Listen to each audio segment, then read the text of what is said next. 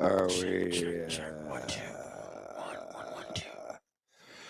Dear Oh, Gizz. you know what you should do? I'm Gizz Lazlo, I'm just Paul still. and welcome to episode 15, Season 3. season 3. Jesus Christ. It's been a mighty long week. Yeah, How you feeling? I'm pretty beat up. Little Yeah. sting here and there.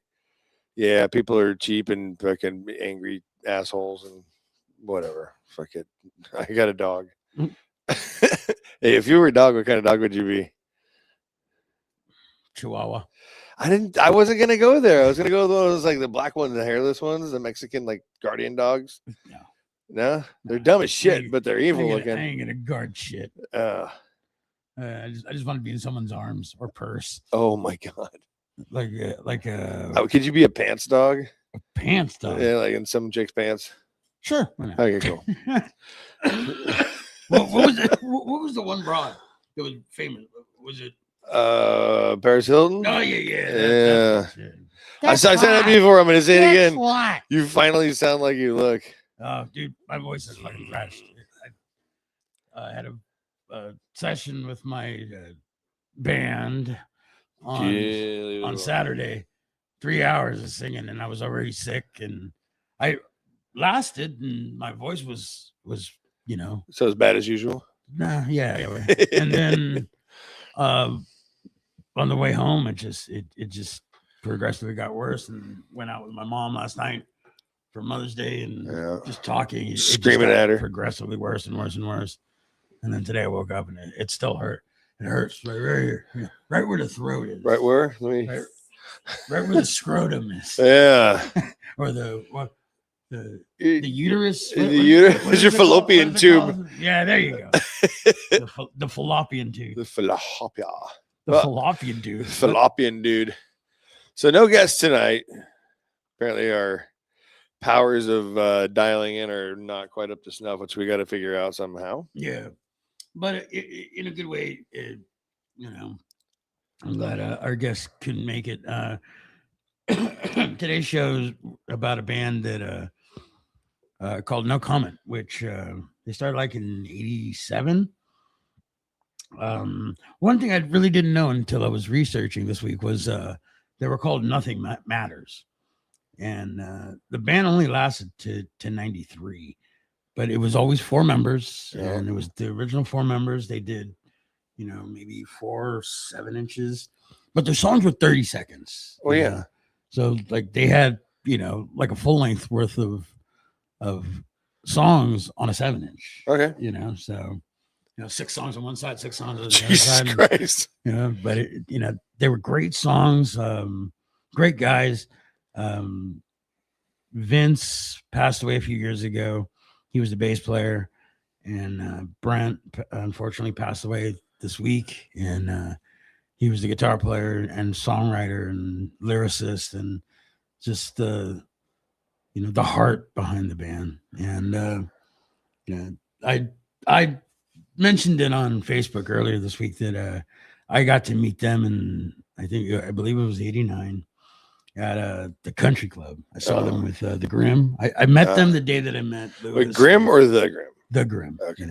When Lewis from Foreclosure, he was in the Grimm at the time with Gotcha. Bob Odie and Tim and Sean and I think Jordan was still playing on from back then, who was the drummer for Strung Out afterwards. Yeah. But they were a great band because it was the very first time that I'd heard a band with like blast beats. This is pre, Discharge and pre Napalm Death and Cryptic Slaughter and all those bands. The turn, the famous turn to the hard, like the slash metal hardcore. Yeah. And they coined the phrase power violence, which was, there's hardcore and then there's power violence. It's. I'm trying to think of what was the waste, something waste. Municipal waste, DRI, that all kind of evolved. That was more crossover. Yeah.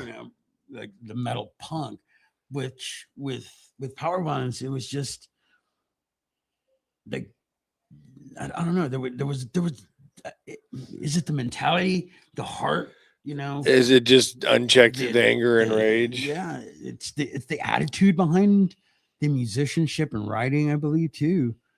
But I was just honored and blessed to to know those four guys. One show that I definitely remember was it was us, Dead Lazlo's Place, No Use for a Name, Capitals Casualties, and No Comment. And Raul, the drummer, if I'm not mistaken, No Comment was not even on the build. They were just like the surprise guest. Okay. And, because Raul was a friend of mine, I was like, dude, if you want to use my kit, go ahead. And I had back then I had this nice Pearl kit. And when he finished the set, the two prongs that come out that hold the bass drum to the floor, one of them had the screw had unscrewed and it was almost off. Oh God. Like that's how hard, hitting. That's what I mean. It's like kind of just unchecked anger. Like, yeah, I'm gonna hit the shit out of this fucking thing. And the cool part about that band too, like it was two white guys, a Latino guy and a black guy, and like you had all this rage from all the these three different communities, coming together, being from the same neighborhood, and they came out from Sherman Oaks.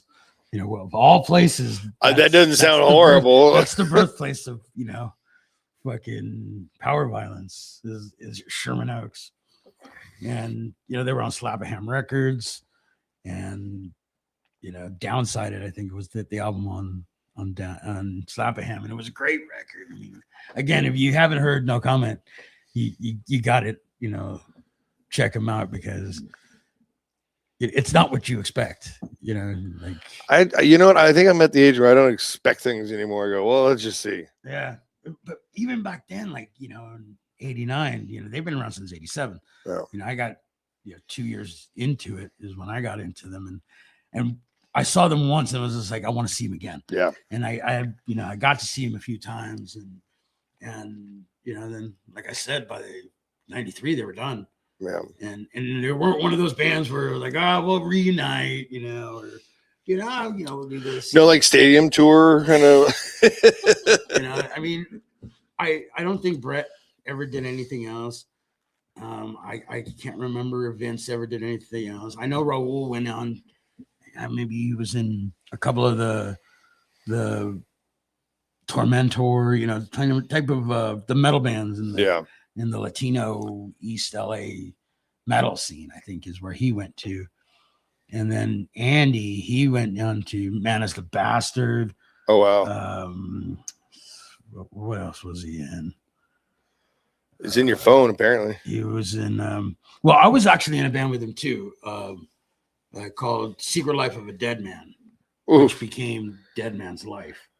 And I quit because that's what you do. 2 years of rehearsals. Writing and then it just got to the point where it wasn't, it was just like, when you're spinning your tires in the mud for me, it wasn't enough work and too much work, I guess. Too much work, not enough payback. I mean, I've been there with a lot of things. So I ended up leaving the band, and the Wall from Foreclosure joined, and they actually started doing shows. They made a record, and it's a brilliant record. And I'm glad I got to play with Andy, and I'm still friends with Andy, and I just talked to him not too long ago, and he's a nice guy. He's fucking as you would expect any hardcore kind of singer. Yeah, he's a fucking weirdo, and but he's a lovable guy, and just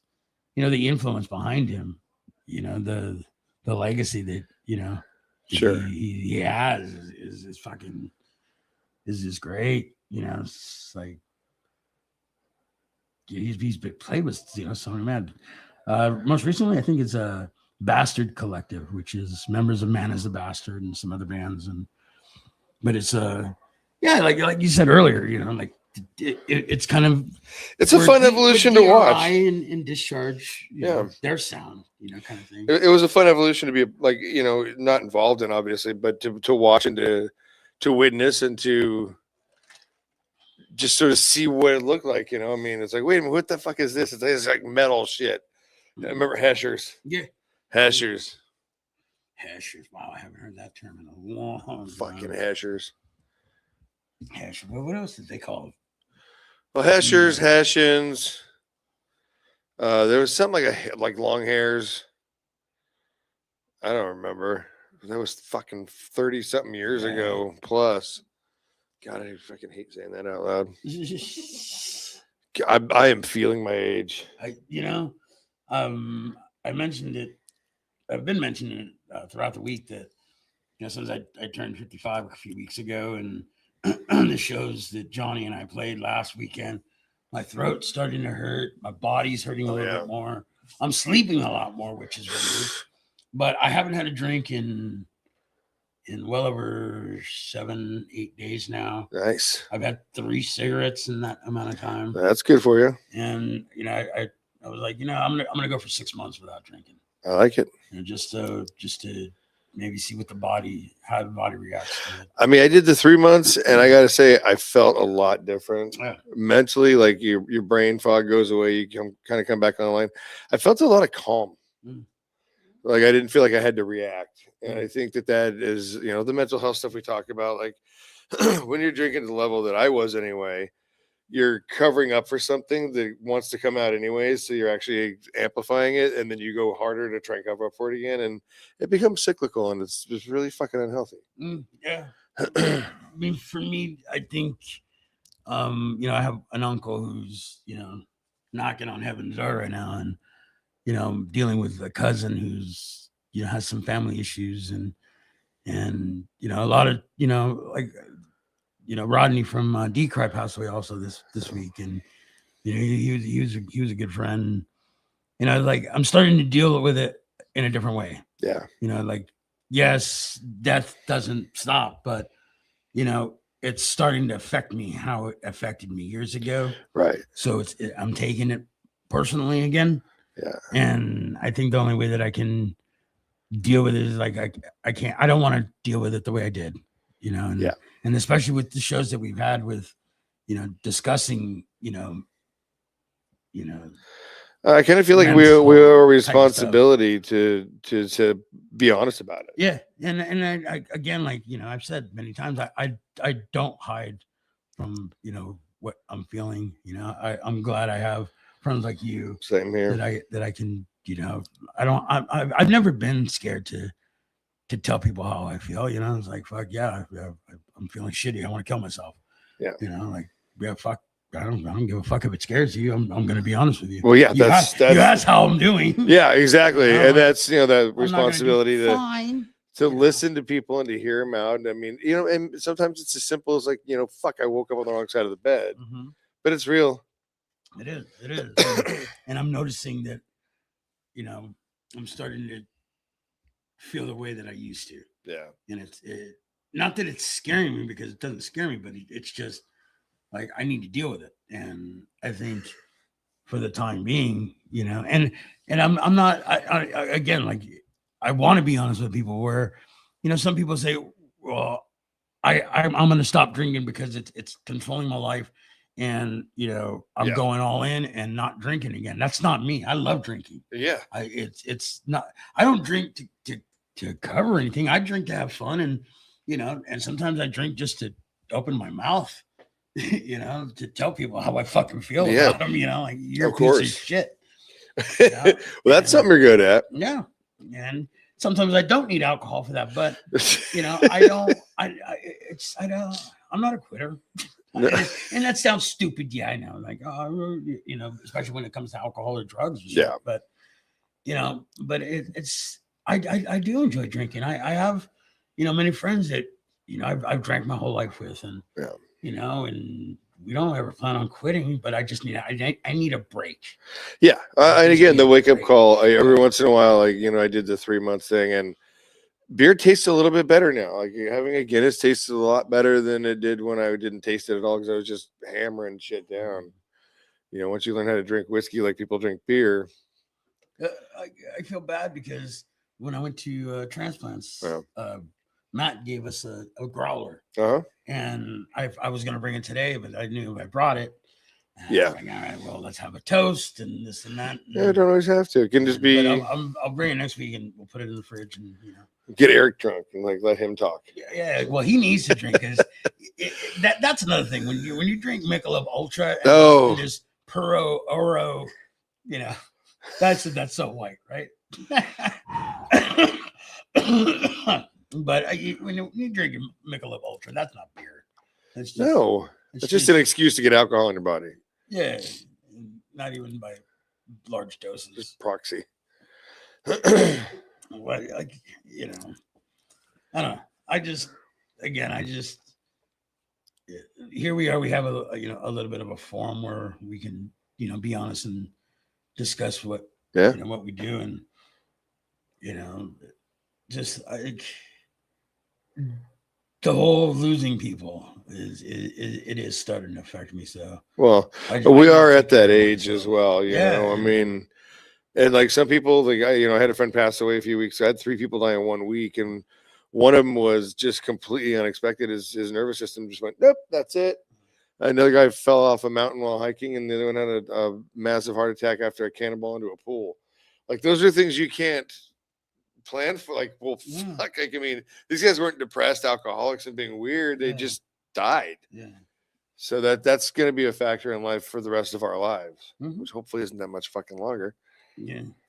Like I just, I've told you, fucking in the many years that we've known each other, I had that reoccurring dream that I have that, I just have this feeling I'm gonna die alone in a room by myself. Someone's gonna find me. Oh yeah. I'm not gonna have that. Like actually, interesting enough, like last night, my mom, when I was putting her to bed, we started talking about Mother's Day, and we went to lunch, and I never said Happy Mother's Day. I didn't wake up. I even went to church, and I said, I'm not giving you a gift. I'm not giving you a card. I'll go to church with you. I haven't been to church in a fucking long time. And I sat there through this, through the sermon, and, that's, obviously all about the women in the Bible and mothers and grandmothers and all that. And I don't have any grandmothers left. Unfortunately, I have the one mom, but when we were going to bed, you snuck in and put a pillow on her face. Like I told you, as much shit as you and we go through, and we joke, and sometimes we're serious about how much we don't like each other. Yeah. I mean, we are all we have. And the thing that scares me now is that the thing that my dad had that we no longer have is that when my dad had his 2 heart attacks in the house, she screamed. Fortunately, I was there and I was able to help. If something happens to me in the middle of the night, it's not like, not like my lady lives with me. I wouldn't either. I can't scream out. I'm done. If I have a heart attack, I'm done. If my mom has a heart attack, she's done. I'm not going to know until the next morning. Right. So I was like, see, this is where we are now. Yeah. Here we are in this place. That's the casualty of growing and aging, and it's the one true fact. I mean, you can get away with taxes, but death comes a knocking. That's that. Wow.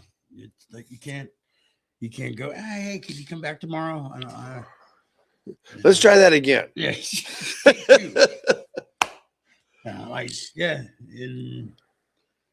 don't know. I never thought I'd be 55. I never thought I'd see where I'm at all. I mean, 50 or 51? I'll be 52 this year, and I never thought that in a million years I'd get this far. Who would have thought in your shit? What you're going to be doing in your 50s? A podcast. Oh yeah. A shitty one at that. It's poopy, not shitty. Yeah. Just pee in your eye. Yeah. Well, that's a theme for tonight. But yeah, I miss Joey. Yeah, I was thinking about him. I heard Victims and Volunteers. Like, God damn. Yeah. He's one of those guys. He's like my friend Kevin. Yeah. He walks in the room and it lights up. Yeah. No matter what. Well, like the issues I had on Saturday at rehearsal with my band, and like when I left the studio, my first thought was like, fuck, I want to call Joey, just bounce this off him. Yeah. Like, am I being the bitch?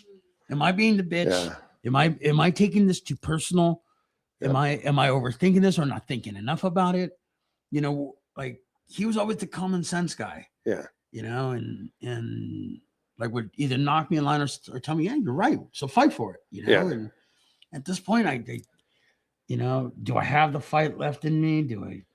Well, Do I want to? Do I not yeah. want to? Is this too much?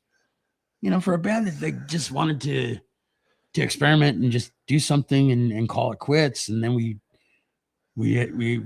tried to do something, and then we went way beyond what we thought we could do, and the great things that we did together. But you know, I don't think it was because of that you know this is not where we're at. I think the initial idea is still there, sure, but this idea has now become a plan, and that plan is not what everybody had agreed to. Well, that's where it becomes interesting, and that's the dynamic between people. Mm-hmm. You know, what was the plan according to who and when? You know, certain days, I mean, I walk in here and I go, fuck this, I want out. Mm-hmm. You know, I hate. And other days I walk in here, I'm like, I can work every fucking tool in here better than anybody else, and I feel really good about myself. So it's you know, there's no plan. I didn't plan on having this shop. This just fell in. I mean, nobody else would do it. And so I'm like, well, fine, I'll take the first fucking step, and hoping that people would step up with me. And then, you know, sadly they kind of haven't. But no, all that's on my shoulders. It's like, well, I don't want this on my shoulders. You know, I want to be 19 again, or 18 or 17, and just go fuck off and have a good time. Yeah, like even today when we were driving here, I told my lady, like, you know, I just wanted to stay in bed today. Yeah. You know, I knew it was like, you know, we don't have a guest coming in. We don't have a guest, you know, we're doing remote. Today's just, you know, I wanted to talk about this band and, you know, and there's not much because it's not like the band was, you know, around for 20, 30, 40 years. So we had, you know, a lot to discuss that, you know, but 80, 87, 88, 89, 90, 91, 92, 93, 6 years. Yeah. That's not much, you know. And a lot of bands go that long and never even get an album out. Yeah, and you know, and you know, there are bands like, you know, even bands like ACXDC, you know, the new bands that are coming out, you know, they credit No Comment as part of their sound and influence, and you know, a lot of other bands that, you know, that credit these guys. I mean, that's the big borrowed from their sound. That's the big, you know, crux of life is what we leave behind and how we affected people. And you know, as I was saying, like coming today, like I was like, well, there's not much to say. So does it have to be said? Can I just lay in bed today and just call it in? Or again, that's according to what plan you want to make on what day. Like, you know, we're not going to run our full hour tonight. No. Great. I got a really angry dog at home. Yeah. And you know, like again, like we say this every fucking week, and it is fucking true that, you know, I didn't want to do this, but here we are right now, and I'm glad I'm here. I'm glad we're doing this. You know, it is therapy. It is a way just to let that little bit, you know, come out. You know, we got nobody fucking watching, but we do this because we love it. We love it. Yeah. You know, and you know, it makes me think, you know, like, fuck, okay. Well, I do love fucking doing this, you know, like on my way here, I might say, fuck, I don't want to do this anymore. I don't want to do this anymore. Like, you know, like, you know, we can do this and we can do that. We can do this. But once we're here and we're fucking on air, it's like, yeah, you know, you know, if you're watching this tomorrow, you know, like, what the fuck do? You know, you love music, but do you have a way of doing this every week where you can talk about something you love this much, something that made you who you are? Yeah. You know? Yeah. You know, like there, every, you know, I rewatch some of our episodes sometimes, and I watch other people's podcasts, and, you know, when they ask the question, you know, what got you into punk rock? And I know you use Minor Threat, you know? Yeah. And then every time I look at you and I think that, like, Minor Threat is, that little seed that they got watered and now here you are. Yeah. And I mean, it literally comes from a place of like growing up poor. Not as poor as some, not as rich as others, obviously, but like and fighting that anger and hanging on to it in the right way and expressing it. And you don't have to burn the fucking house down, but sometimes you got to burn the house down. I look at myself and it was all the early English bands, plus the Ramones and but GBH was the very first band that that made me feel like I had a home. Yeah. Like that's what I want to do. I want to do that. Like that's what I want to look like. I want to play like and then fuck, what was it? Not even 10 years later. Crass. But I'm specifically worried about GBH where here I was in 84, 83. I got introduced to this fucking band and visually and sonically, and then in 1999 I got to meet them. Became friends with them. Now they're dear friends of mine. This is why I love doing this, is because like every week, we get to talk to a friend of mine. Yeah. And dude, the amount of people that I've met, I'm like, Joey was one of the. I'm like, it's like some chugheads, like, fuck, it's Joey. Like, all these guests, these things that we've had go on, TD. Yeah. Like, it's like, holy shit, these are all things that like really did influence my life. And to be lucky enough to have this opportunity to sit and like yap with them. Jesus, you don't get that very often. Interestingly enough, on Saturday when after this fucking bullshit with the band happened, we were sitting there, and I was sitting there with Mark and Steve-O and my guitar player and bass player for Foreclosure, and Becky came up, and Steve-O was talking about Becky Bondage, and I go, well, on my birthday, Paul Rooney, her husband, messaged me and we chatted for a little bit, and evidently fucking Mark didn't get what we were talking about. He's like, Becky? And I go, Bondage. And he goes, I thought you were talking about her, but I was like, why would they be talking about Becky Bondage? And I go, I'm friends with her, I toured with her.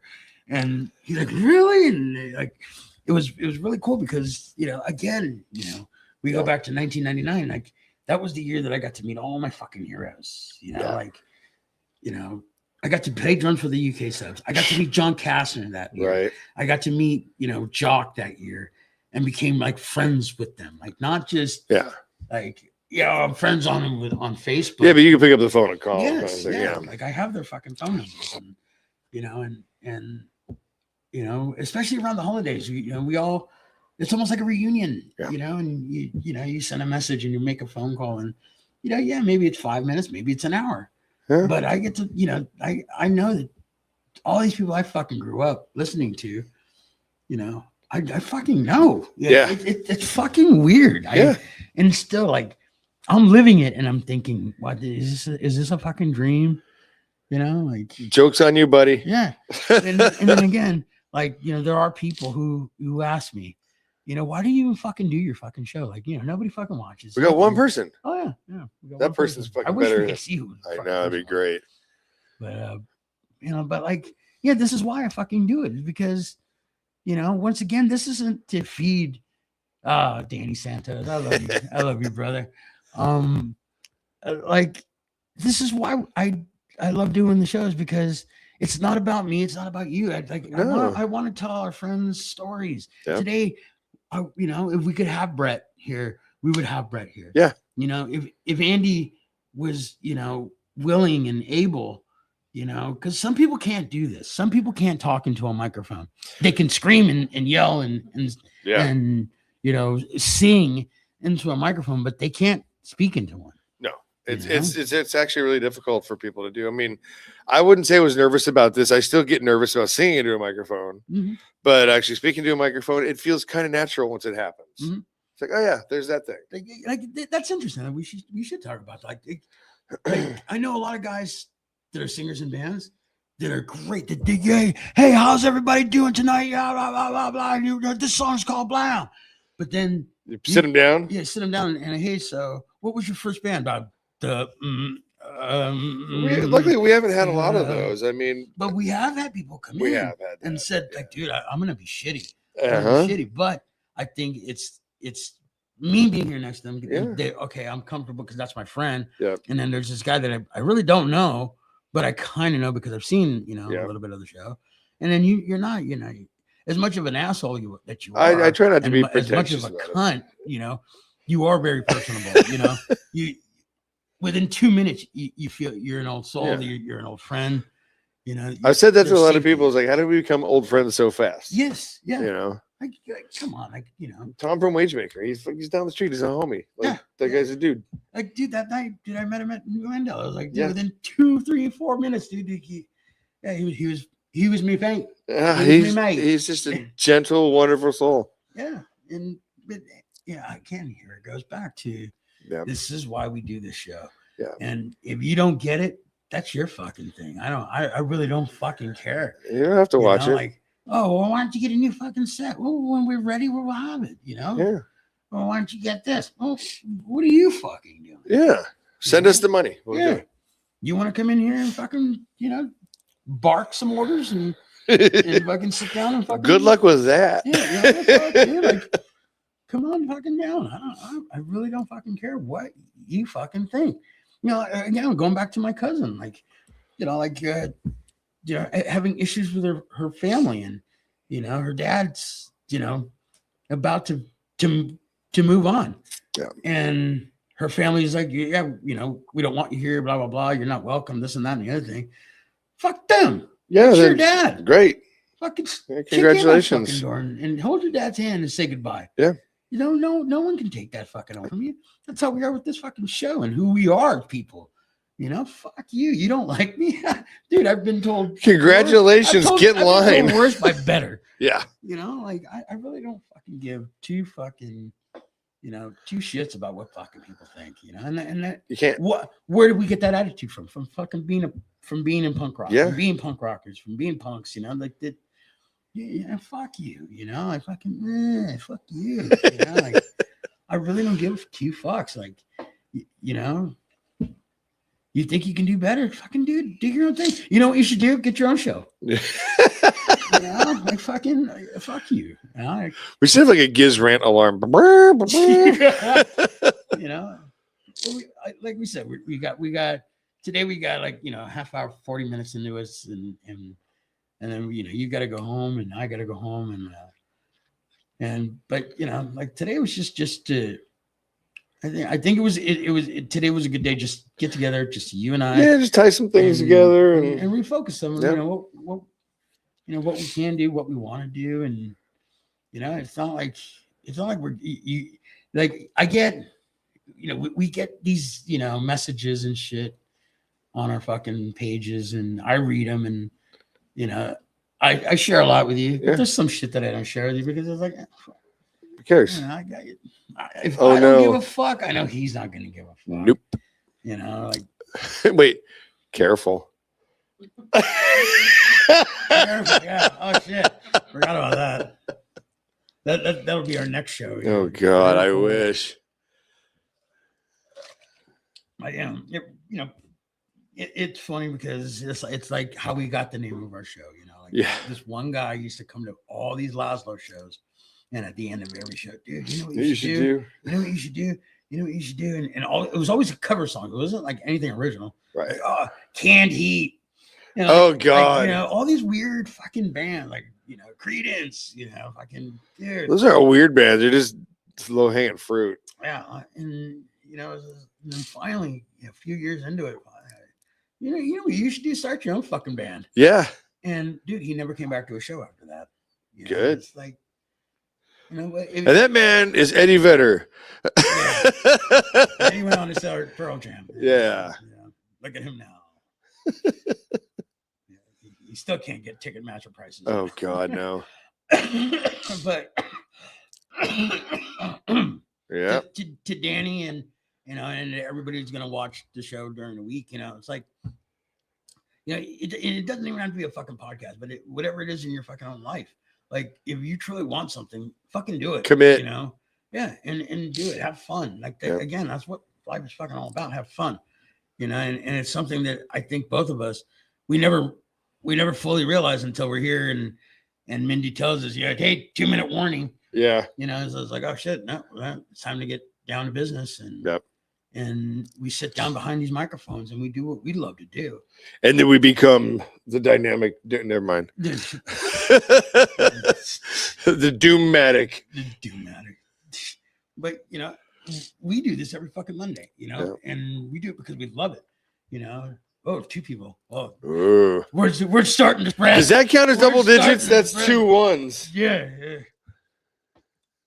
But, you know, like, it's, you know, like life is all about having fun, and yeah, I have fun with you every fucking Monday. And you know, as soon as that red light turns on, it's like, oh, we're on Bing. air. And like, oh yeah, here we go. It's almost like unbelievable. It's like, oh shit, we're on air. Yeah. This is live, and that, and again too, is like a lot of people bitch about, like, why don't you guys, you know, edit your show? Because fucking why? So we can hide behind something that we said. You know, we're not Joey. You know, I love you, Lucy. You know, like, God. You know, fucking, you know, like, there's nothing to fucking hide. If I said it, yeah, I fucking said it. Yeah. Oh, are you gonna apologize for it? No, I'm not gonna apologize for what I said. Occasionally, have to take an episode down. You know? If you can't take it, then fuck you. You know. Yeah. You know. Yeah, in the immortal words of Joe Strummer, "Fuck you, Henry Rollins." Well. Here we are. There we were. Yeah. I got to go feed the D-Boon. Yeah, we did this 36 minutes. I think that's enough for today. It's probably our second shortest show. I think so. Oh, God. Was it worth your $3? Oh, man. It puts the quarter in the basket. Fuck, that was so weird. Yeah. But, yeah, again, that was a great show. Yeah. Great show right up until it wasn't. You know, but like, I think there, you know, like you and I say after every show, dude, that was another great show. Yeah, that was another great show. And even the drunk episodes that we've had, been great shows. And you know, again, like, you know, if you have any fucking issues with this, you know, I want to see you interview one of your friends, and see if you can keep a conversation going for an hour or longer. In some cases, 3. Yeah, like, dude, like, we do this because we love it. Yeah. And I think anything you do in life, you should do because you love it, not because you have to. Yep. You know, like, we don't have to do this every Monday. No. And sometimes it feels like we do, but once we get rolling, though, it's a thing. Yeah, it is fun. You know, even if it's just you and I. It doesn't feel like a job at all. No. And again, it is. I think your voice actually sounds better already. No, well, because I'm talking and I'm trying to keep it mellow. You know, and I'm not yelling. But if I start talking about that goddamn band I'm in, you know, then it starts getting all. Well, let's not do that on air. It is difficult being in a band, and if you don't know what it's like being in a band, start a band. How can you fucking know? Yeah. You know, it's like being in a Mormon marriage. You know, fucking be married more than one woman at a time. I mean, I'm married to 4 bitches. Oh God, in dude! One band. I'm married to 1. I'm in a normal marriage with Wormwood. Yeah. And dude, there's a lot of domestic violence in that. Oh my God. I'd like to beat the shit out of that bitch every. Okay. But and I'm talking about a man, just so everybody knows. He's not even that pretty. Johnny Martin is a man. Is he? Not from the waist. Did you check? Yeah. Little fucking worm. Well, what do we have next week? Next week we got Tino Franco from 747N. There we go. And I believe he'll be in studio. And the week after that is Memorial Day. Yeah. So we got to figure out what we're doing. We do have a guest, but we might have to do it the night before so we can just, you know, record it, because, you know, I'd like to spend that day, you know, just memorialing, you know, drinking. I said 6 months, but maybe I said 6 days. Okay. You know, I don't know. You know, I said 6 months, but I didn't say in a row. Oh God. That's good. That sounds great. But anyway, so yeah, you know what you should do? Come back next week. We'll have Tino Franco from 747, and we'll be here at 7:00. And you know, be here. We don't care. If you're in the band, fucking, you know, tell your guys that you love them, and you know, we do this because we love it. It's not, you know, You know, as much as I'm angry and sometimes I feel like I'm out of place in my own band, it's something that we do. It's still a something family. I love it. You guys are my family. You're my brothers. We've done a lot. It'd be a shame just to throw it away because, you know. It's going Joey on us. You got to remember what it's about, man. It's about being on a stage, and that's where we are truly happy. Yeah. It's not all the little bullshit, things that go with making a band. You got to remember what it was like when we were younger. What it was like, that first time on stage, because every time may be the last time on stage. And that's why we're here, is to entertain and make people go, fuck, man, I wish I could do that. I wish everybody give it a shot. Yeah. I mean, because it is one of the best things in the world to make other people smile and make other people glad, and to take, autographing babies, to make somebody forget their life for the time that the 15, 20, 30 minutes you're up there, you get to turn off and watch. You're welcome. Yeah. And if you're in a band that, that there's that one person who loves you and loves that one song, that's their time. And that's what you need to remember. Yeah. It's not about us, because without you, there's no us. Do what we do. And that's what I've always learned, and I've always tried to remember, is that's the core to why you're in a band. Because you are nothing without the fans and people that love your music. You're nothing. You could be the greatest fucking band, and you're nothing. But if you're out there and people love you and people love what you do, and you've made a name for yourself, and they come to hear that one fucking song, you don't know what that's like. I do, because I go to shows to experience that moment. Because I need to remember where I come from too.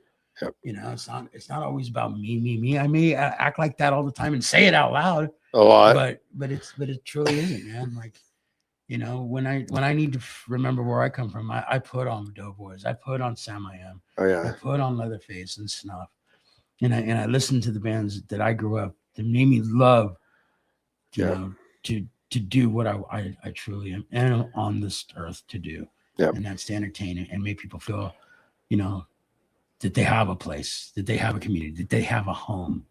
And punk rock is my home, and I know it's yours. Otherwise, you wouldn't listen to this type of music. And or suffer us. Yeah. You wouldn't go to the shows and buy the shirts, and buy the hats and the button, what you can afford, or what they give you, the sticker. And oh man, I love the shit out of that. Or on your guitar or whatever. Yeah. Like, Johnny, the other night, that Martin guitar, dude, is worth a lot of fucking money. That's beautiful. And Desert Danish is going through a fucking, a low point in life. And he took his sticker and put it on his guitar. And I was like, "Whoa, dude!" He goes, "Dude, I want to honor this guy. That guy fucking, dude, he needs this." Yep. I was like, "Wow, on your expensive guitar?" He goes, this guitar is nothing without people like him. Exactly. And so that being said, take your inspirations, run with them. We love you guys. Cheers to you guys. If you're not, still cheers to you guys. We love you, and you always have a home here. Yep. And join us every week, and remember what it's like to be a kid. Because that's what we are. Two fucking giant, all men are big, old kids, just fucking children doing something we love to do. So cheers to you guys. See you guys next week.